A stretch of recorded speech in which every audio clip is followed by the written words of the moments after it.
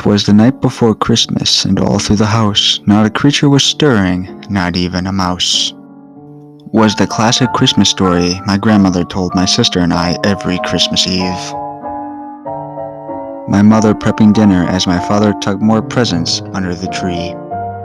My grandfather asleep in his chair in front of our flat screen TV. Every Christmas all together as a big happy family. As it grew late and we made cookies for Santa and a tall glass of milk. My sister and I played games which she would always bilk. The tree was lit with a sparkly gold star on top. Christmas lights bright outside, but tired we were not. Time for bed so Santa can come, our mother had said. Excited for presents, my sister and I scurried to bed. Our grandmother tucked us in and kissed our heads, bidding us goodnight as we drifted off to Yuletide dreams. As I dreamt of reindeer and Christmas, in the dream I heard screams. I awoke into a silent dark room buried in night. No sounds from within, not even the illumination from the outside light. It was too quiet, no lights, no sound, no Santa Claus clatter. I rose from my bed to see what was the matter. I tiptoed out of my room, down the hall, and down the stairs. The lights were all off. I then checked the bedrooms to see who was there. The beds were all empty, pretty much untouched. Alone and scared, back to my sister I had rushed. I shook her awake in a full-blown panic. She shot up in alarm from the sister acting manic. Mom, Dad, Grandma, and Grandpa are gone, I cried in a whisper. There was a silence in my response, then the words, "Go back to bed," came from my sister.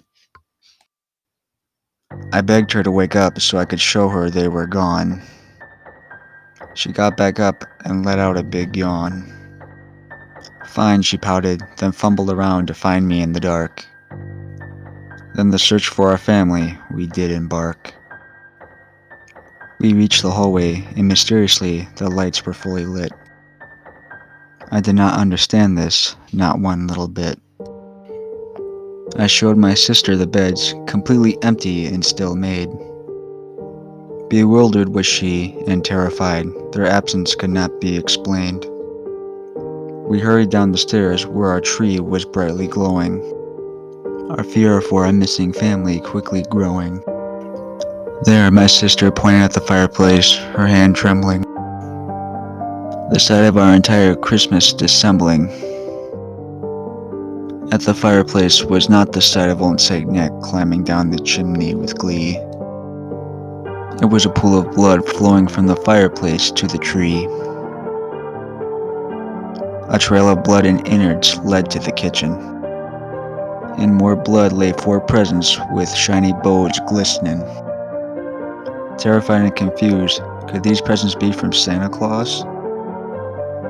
We picked them up, examined them, and paused. Their bottoms were dripping, and they felt pretty heavy. Whether fear or excitement, our breaths were unsteady. We untied the bows and unwrapped the presents with anticipation and dread. Tucked inside was our family's decapitated heads, their faces still frozen in their final screams in terror. And this is the traumatizing Christmas I'll always remember.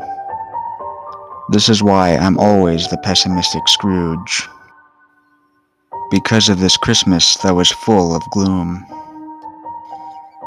They never found who did this, an unnamed killer. But I dubbed him the Christmas Ripper. So this Christmas Eve, lock your doors and windows real tight. Keep your weapons close to you that night. It is not Krampus you should fear. And don't get carried away with all that holiday cheer. For in the dark shadows created by the Christmas lights, something or someone looks for blood on that joyful night.